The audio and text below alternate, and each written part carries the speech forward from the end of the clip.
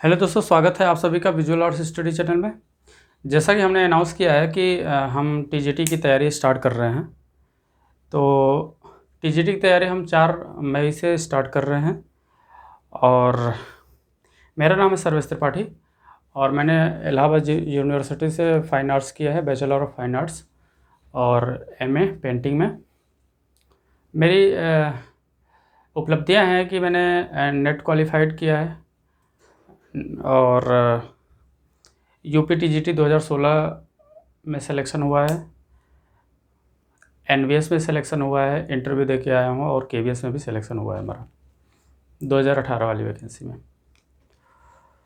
तो हमारे पास हमने कुछ अपने नोट्स तैयार किए हैं जिनके माध्यम से हमको इन परीक्षाओं में उपलब्धियां हासिल हुई हैं, परीक्षा पास हुआ है हमारा। तो उन्हीं के माध्यम से हम हमारे पास जो ज्ञान है आपके पास डिलीवर करने की कोशिश करेंगे। तो रजिस्ट्रेशन के लिए आप मेरा एक नंबर है 9451435755। ये नंबर है, इस पर आप व्हाट्सएप करके रजिस्ट्रेशन करा सकते हैं। अभी तो पर्याप्त टाइम है। 4 मई से स्टार्ट करने की हम कोशिश करेंगे, अगर पर्याप्त स्टूडेंट जुड़ गए तो। तब तक के लिए हम एक डेमो क्लास स्टार्ट कर रहे हैं। आप लोग देखिए कम से कम कि क्लासेस कैसे चलनी है, ठीक है। ये नंबर आप ज़रूर नोट कर लीजिए।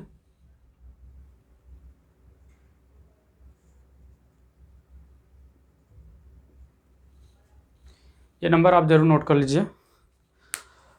और अभी हम आपको हड़प्पा सभ्यता, सिंधु घाटी सभ्यता के बारे में कुछ पढ़ाएंगे, ठीक है। तो आप लोग कॉपी पेन लेके तैयार हो जाइए। हम भी मार्कर वगैरह ले लेते हैं। चलिए, तो हड़प्पा सभ्यता में देखिए, हड़प्पा सभ्यता जो है, एक मिनट रुकिए, मिटा दिए नंबर नोट कर लीजिए आप लोग।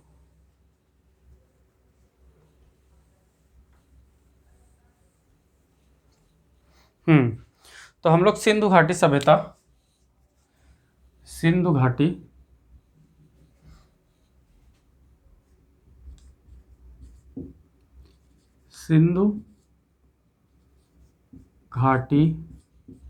सभ्यता, सिंधु घाटी सभ्यता को पढ़ेंगे। सिंधु घाटी सभ्यता को पढ़ेंगे, ठीक है। तो मुख्यतः सिंधु घाटी सभ्यता जो है आद्य ऐतिहासिक काल के अंतर्गत आती है। सिंधु घाटी सभ्यता जो है आद्य ऐतिहासिक काल के अंतर्गत आती है और आद्य ऐतिहासिक काल में 4 सभ्यताएं विकसित हुई थी। आद्य ऐतिहासिक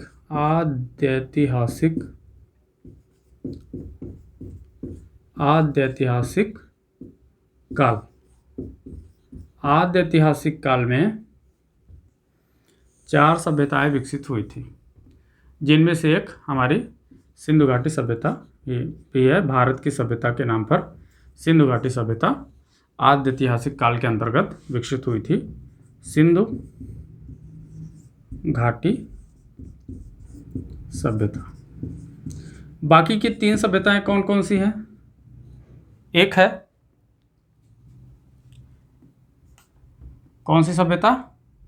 मिस्र की सभ्यता। मिस्र की सभ्यता, मिस्र की जो सभ्यता है वो नील नदी के किनारे विकसित हुई थी। नील नदी, ठीक है। मिस्र की सभ्यता जो है नील नदी के किनारे विकसित हुई थी। और जो अगली सभ्यता है मेसोपोटामिया की सभ्यता, जो मेसोपोटामिया की सभ्यता है, मेसोपोटामिया, ये जो मेसोपोटामिया की सभ्यता है ये किस नदी किनारे विकसित हुई थी? दजला फरात नदी के किनारे। दजला फरात नदी। ठीक है, ये हो गई मेसोपोटामिया की सभ्यता। अगली जो सभ्यता थी वो चीन की सभ्यता थी। चीन की सभ्यता। ये जो चीन की सभ्यता है, ये वांग हो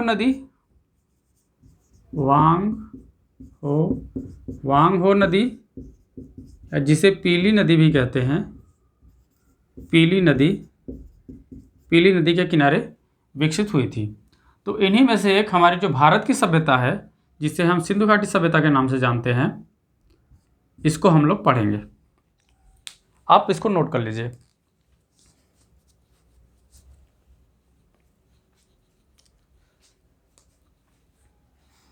इसको आप नोट कर चुके होंगे या वीडियो रोक के भी नोट कर सकते हैं।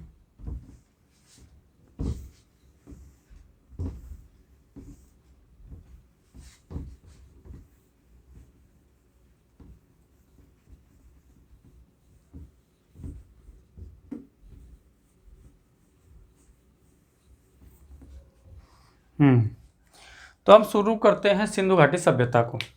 तो सिंधु घाटी सभ्यता जो है,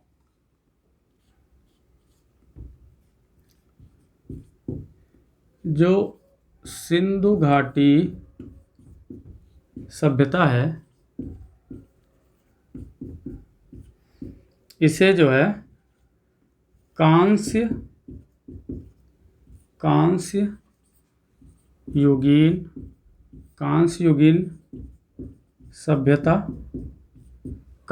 सभ्यता, ठीक है, और मृद भांडों की सभ्यता, मृद भांडों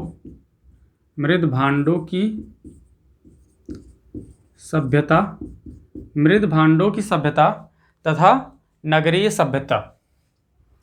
नगरीय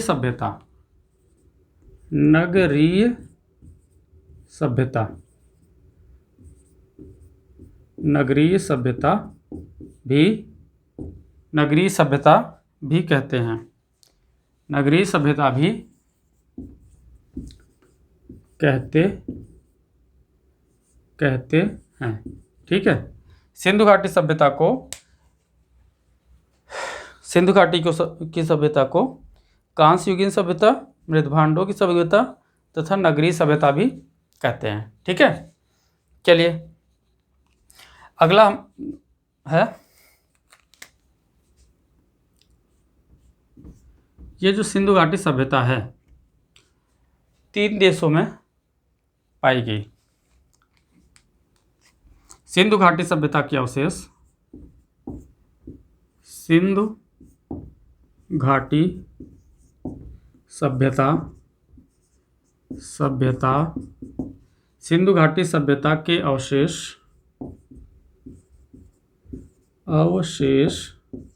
सिंधु घाटी सभ्यता के जो अवशेष हैं 3 देशों में पाए गए। 3 देशों में पाए गए हैं। कौन कौन से देश हैं? पहला है भारत, नोट करते चलिए सब। भारत है, दूसरा देश है पाकिस्तान, ठीक है, पाकिस्तान। और तीसरा देश कौन सा है? तीसरा देश है अफगानिस्तान।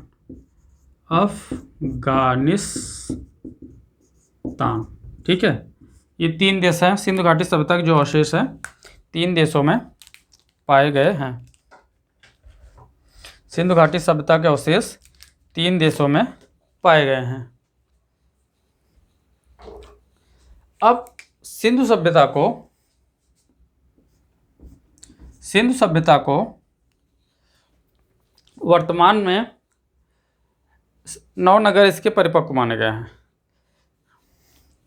सिंधु सभ्यता में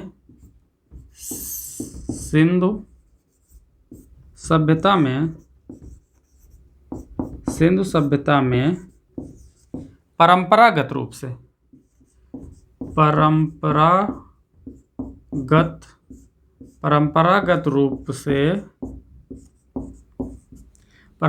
रूप से 6 नगर परिपक्व माने गए हैं।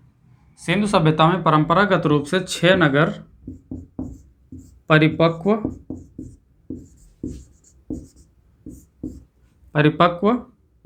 माने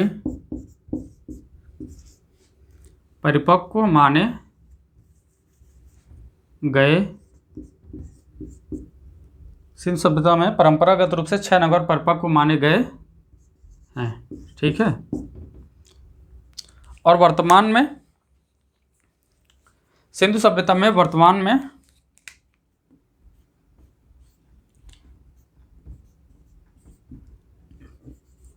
सिंधु सभ्यता में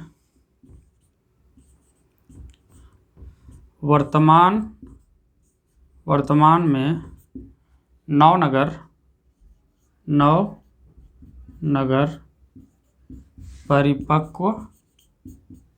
परिपक्व माने गए। ठीक। परंपरागत रूप से 6 नगर परिपक्व माने गए हैं और वर्तमान में कितने नगर हैं? 9 नगर परिपक्व माने गए हैं। ठीक है। अब बात आती है कि सिंधु सभ्यता की खोज किसने की थी। सिंधु सभ्यता की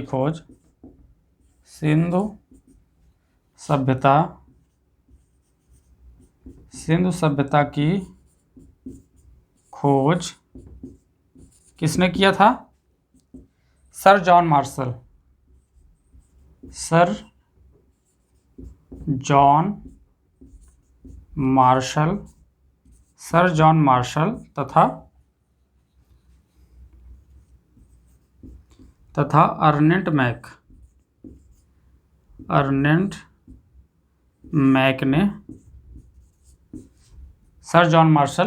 तथा अर्नेस्ट मैक ने सिंधु सभ्यता की खोज की थी। अर्नेस्ट मैक ने किया था। ठीक। तो सिंधु सभ्यता की खोज किसने किया? सर जॉन मार्शल तथा अर्नेस्ट मैक ने किया था। ठीक है। इसको मिटाते हैं।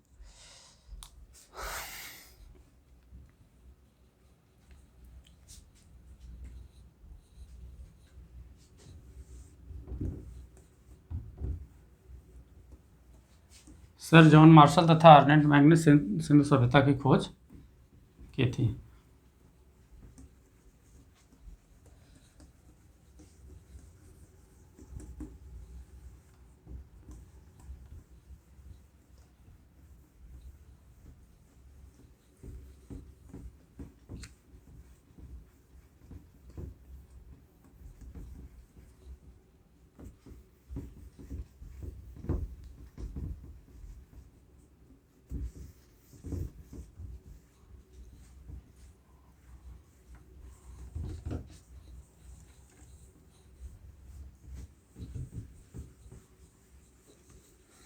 अब जो सर जॉन मार्शल हैं, सर जॉन मार्शल ने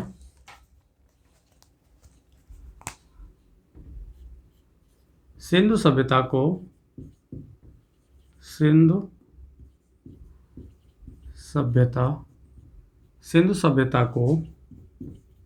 सर जॉन मार्शल ने 3200 ईस्वी पूर्व से 2700 ईस्वी पूर्व समय बताया है।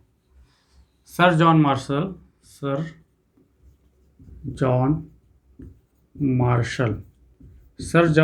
ने क्या समय बताया है?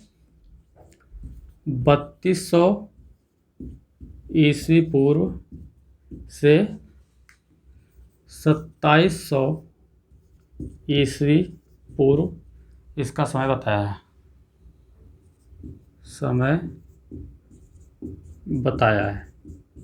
क्या समय बताया है? सिंधु सभ्यता जो है सर जॉन मार्शल ने 3200 ईस्वी पूर्व से 2700 ईस्वी पूर्व इसका समय बताया है। अब अर्नेस्ट मैक ने क्या बताया है? अर्नेस्ट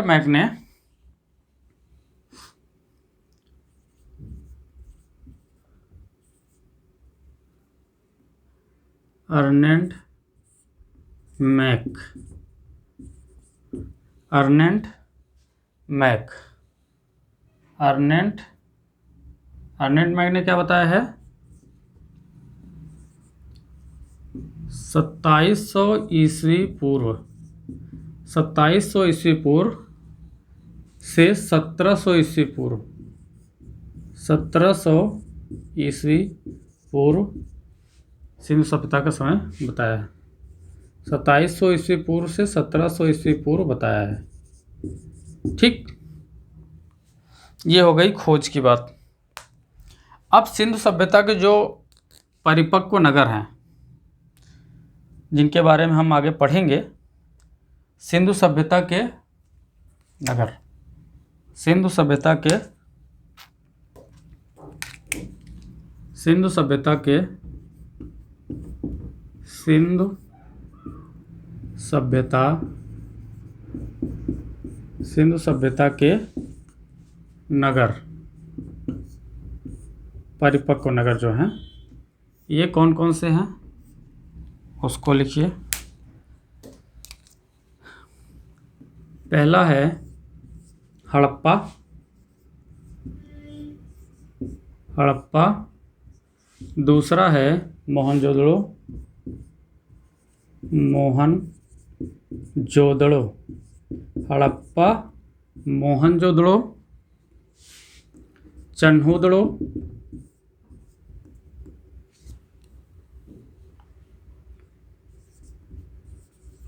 चन्होदड़ो, ठीक है, चन्होदड़ो,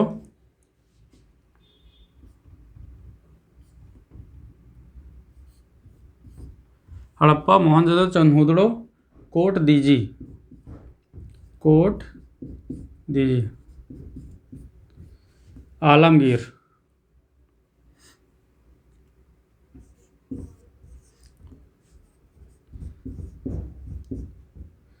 आलम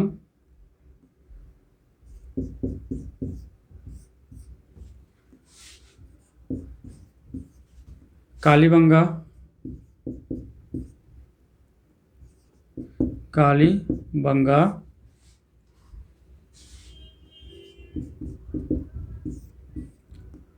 लोथल, लोथल,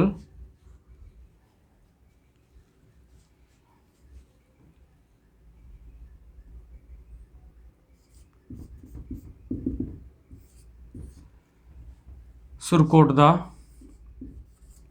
सुरकोटदा,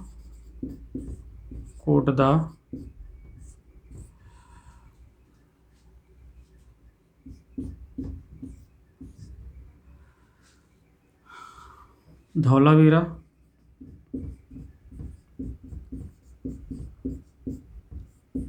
धौलावीरा, रंगपुर, रंगपुर, रोपड़, रोपड़,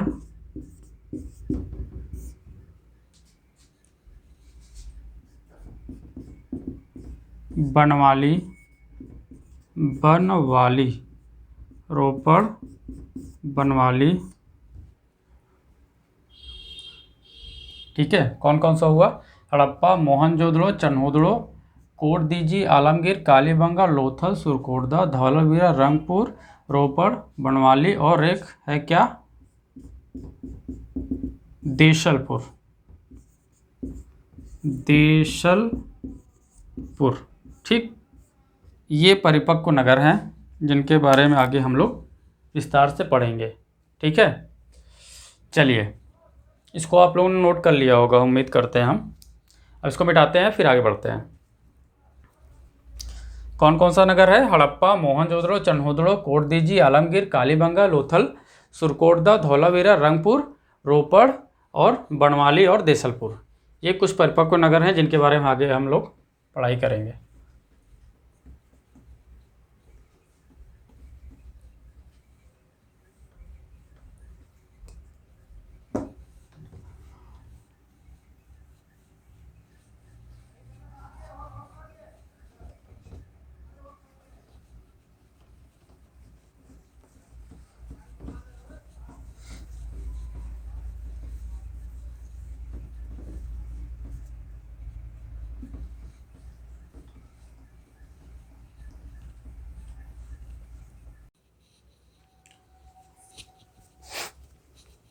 जैसा कि अभी थोड़ी देर पहले हम लोगों ने पढ़ा था कि सिंधु सभ्यता को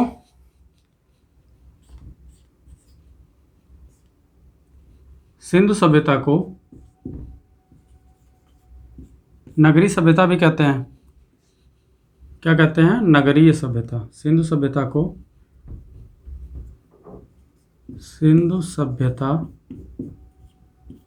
सभ्यता को नगरीय सभ्यता भी कहते हैं, है ना?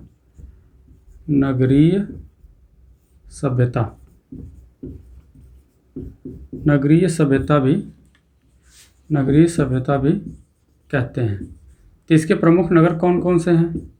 तो इसके दो प्रमुख नगर हैं। पहला है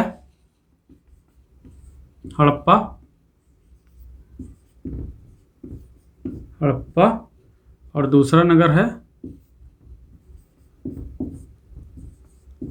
मोहनजोदड़ो। इनमें से मोहनजोदड़ो क्या है? बड़ा है।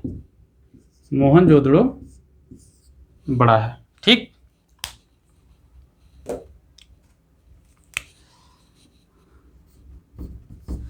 सिंधु सभ्यता को पकाई गई ईंटों की सभ्यता कहते हैं। क्यों?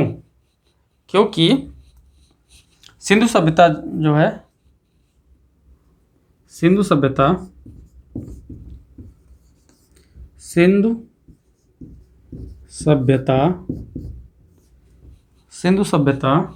मुख्य रूप से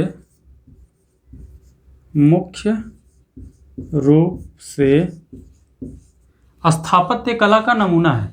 ठीक है? स्थापत्य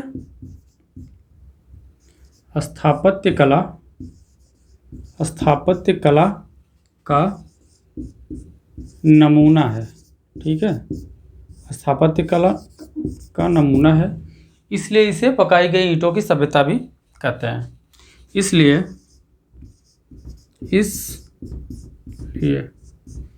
इसे पकाई गई ईंटों की सभ्यता भी पकाई गई ईंटों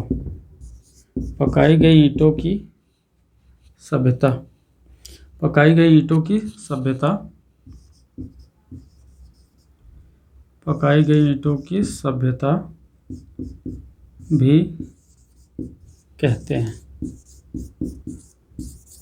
ठीक। इसलिए इसे पकाई गई ईंटों की सभ्यता भी कहते हैं।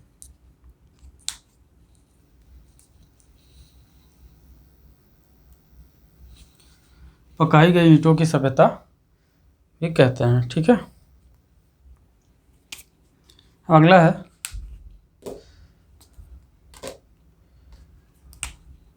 सिंधु सभ्यता में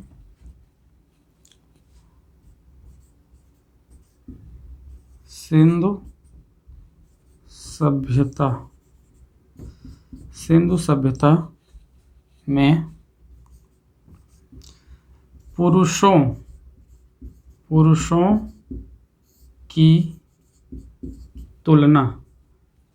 की तुलना सिंधु सभ्यता में पुरुषों की तुलना में नारी की आकृति अधिक मिले हैं। ठीक है?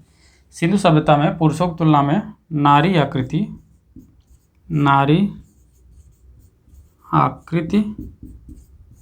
अधिक मिले हैं।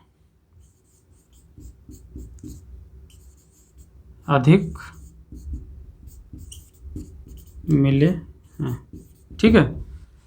पुरुषों की तुलना में नारी आकृति अधिक मिले हैं। सिंधु सभ्यता में नारी आकृति अधिक मिले हैं। पुरुषों की तुलना में नारी आकृति अधिक मिले हैं।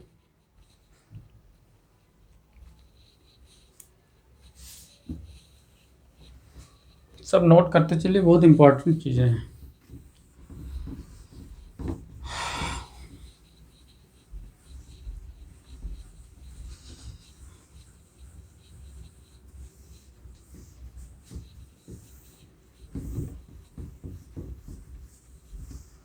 पुरुषों की तुलना में जो नारी आकृतियां हैं वो अधिक मिली हैं। ठीक है? चलिए अगला है सिंधु सभ्यता की लिपि। सिंधु सभ्यता की जो लिपि थी, सिंधु सभ्यता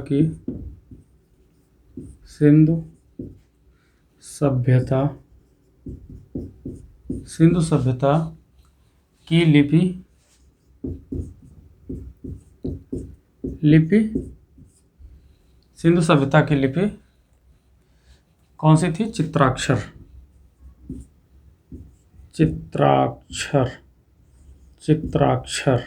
ठीक है। लिपि कैसी लिपि थी? चित्राक्षर लिपि थी। इसकी तुलना चीनी लिपि से की जाती है। इसकी तुलना चीनी लिपि से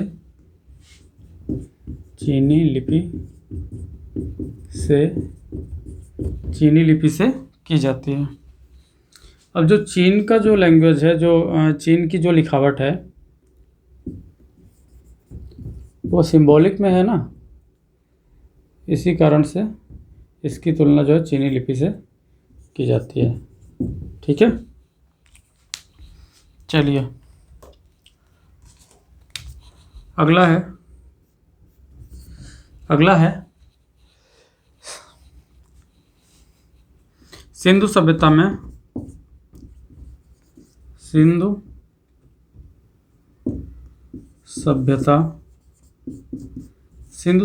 में सर्वाधिक पीपल वृक्ष।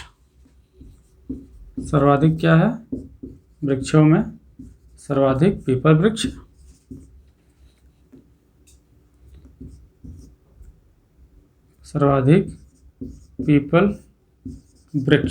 ठीक है। सिंधु सभ्यता में सर्वाधिक पीपल वृक्ष तथा पशुओं में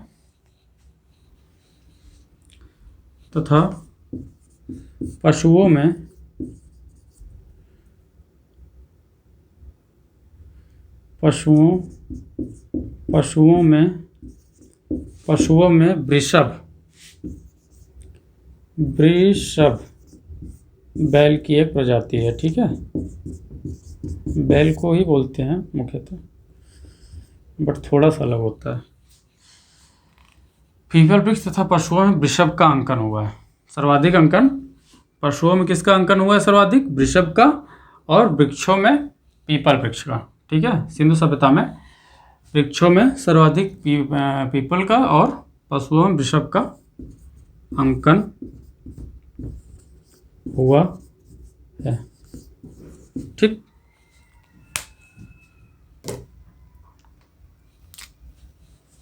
अब पात्रों की बात करते हैं। तो जो सिंधु सभ्यता के पात्र होते थे, सिंधु सभ्यता के पात्र होते थे, सिंधु सभ्यता के पात्रों में लाल रंग चढ़ाकर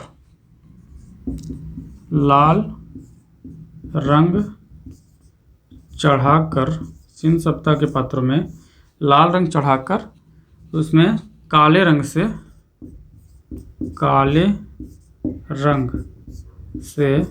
चित्रांकन किया जाता था। काले रंग से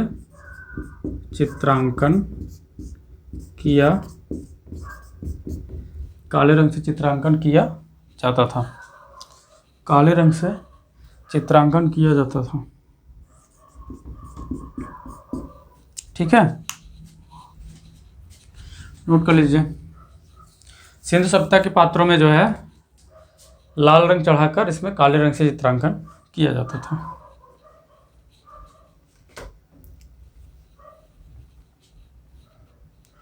चलिए एक लाइन और लिख देते हैं। सिंधु सभ्यता के जो बंदरगाह होते थे, सिंधु सभ्यता के बंदरगाह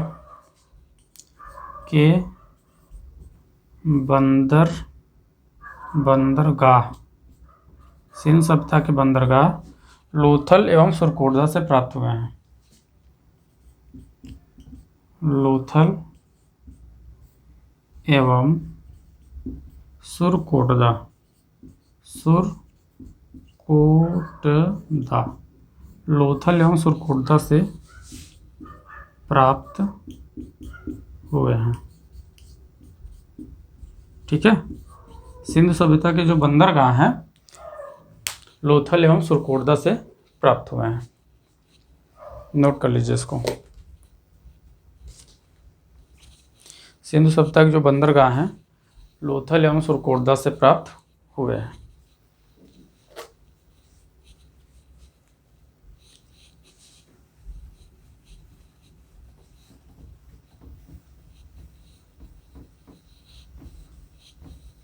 अब आगे क्या है, सिंधु सभ्यता की मुख्य फसल। सिंधु सभ्यता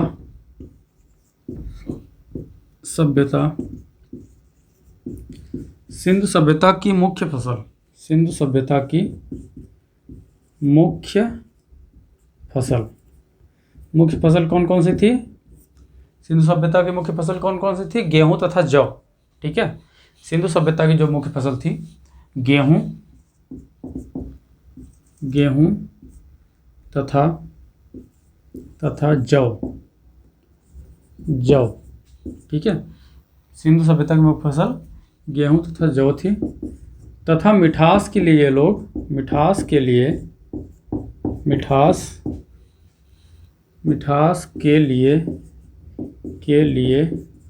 शहद का प्रयोग करते थे। मिठास के लिए शहद का प्रयोग करते थे। मुख्य फसल थी गेहूं तथा जौ, तथा मिठास के लिए ये लोग शहद का प्रयोग करते थे।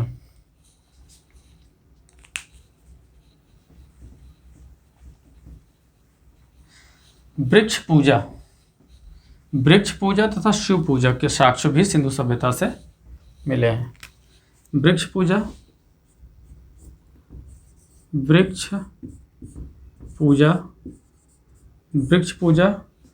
तथा शिव पूजा। ठीक, वृक्ष पूजा तथा शिव पूजा के साक्ष्य वृक्ष पूजा तथा शिव पूजा के साक्ष्य भी सिंधु सभ्यता से मिले हैं। सिंधु सभ्यता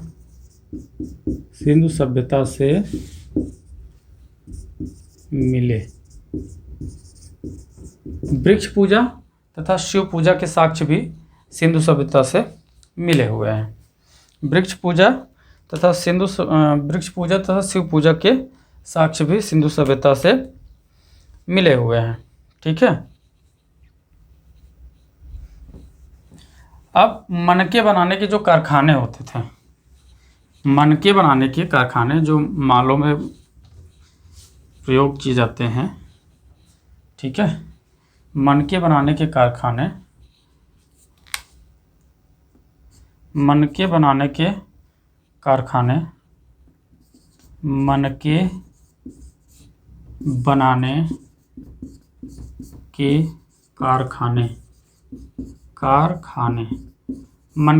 जो कारखाने थे लोथल एवं चनहूदड़ों से।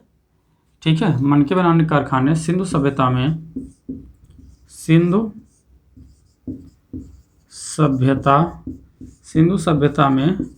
लोथल एवं चनहूदड़ों से प्राप्त हुए हैं। लोथल एवं चनहूदड़ों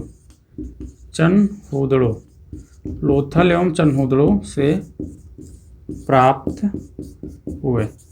ठीक है, मनके बनाने के कारखाने सिंधु सभ्यता में लोथल एवं चनहूदड़ों से प्राप्त हुए हैं। मनके बनाने के कारखाने सिंधु सभ्यता में लोथल एवं चनहूदड़ों से प्राप्त हुए हैं।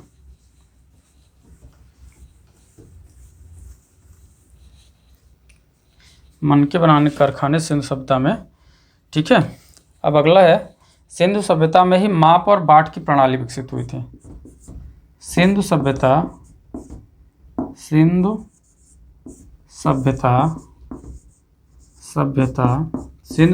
में ही माप और बाट, माप और बाट। बाट किसे कहते हैं?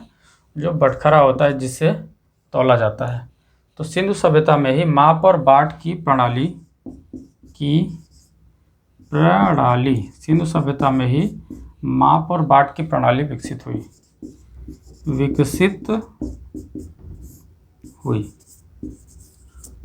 सिंधु सभ्यता में ही माप और बाट की प्रणाली विकसित हुई।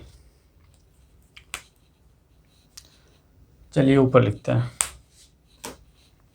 सिंधु सभ्यता में ही माप और बाट की प्रणाली विकसित हुई।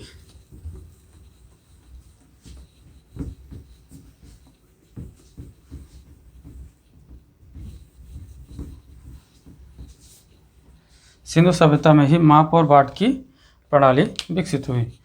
अगला है सिंधु सभ्यता में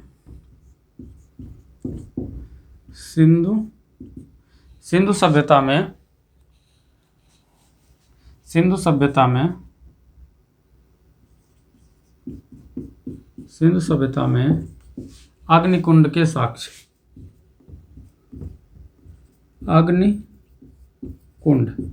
सिंधु सभ्यता में अग्निकुंड के साक्ष्य कहाँ से प्राप्त हुए थे? तो सिंधु सभ्यता में जो अग्निकुंड के साक्ष्य हैं वो लोथल एवं कालीबंगा से प्राप्त हुए थे। सिंधु सभ्यता में अग्निकुंड के साक्ष्य लोथल एवं कालीबंगा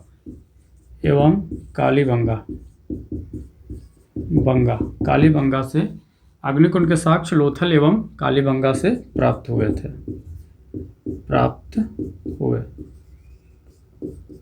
ठीक, सिंधु सभ्यता में अग्निकुंड के साक्ष्य लोथल एवं कालीबंगा से प्राप्त हुए।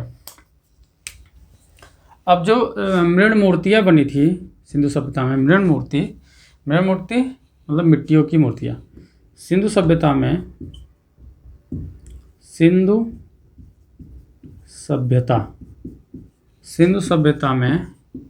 मृण मूर्तियाँ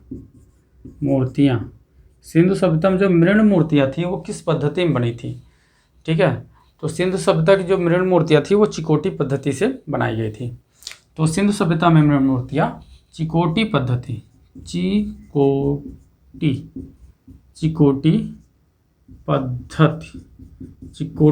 सिंधु सभ्यता में मृण मूर्तियाँ चिकोटी पद्धति से बनाई गई थी। ठीक है, तो आज ही हम लोग सिंधु सभ्यता का बेसिक नॉलेज ग्रहण किए हैं। अगले लेक्चर में हम लोग सिंधु सभ्यता का जो एक प्लेस है हड़प्पा, तो हड़प्पा सभ्यता के बारे में पढ़ेंगे बढ़िया से। ठीक है, अगर आप चैनल पर नए हैं तो चैनल भैया सब्सक्राइब कर लीजिए, और रजिस्ट्रेशन अगर आप क्लास करना चाहते हैं, आपको ठीक लग रहा है, तो व्हाट्सएप नंबर है हमारा, एक बार फिर से बता देते हैं। क्या नंबर है? 9451, ठीक है, 435755। ये हमारा व्हाट्सएप नंबर है। आप यहाँ अपना नाम और कहाँ से बिलोंग करते हैं, एजुकेशन क्या है आपकी, लिख के मैसेज करिए रजिस्ट्रेशन के लिए। और 4 मई से पहले आप रजिस्ट्रेशन करवा लीजिए। 4 मई से हम क्लास स्टार्ट करने की कोशिश करेंगे। ठीक है, चलिए धन्यवाद, मिलते हैं कल के लेक्चर में। Bye bye.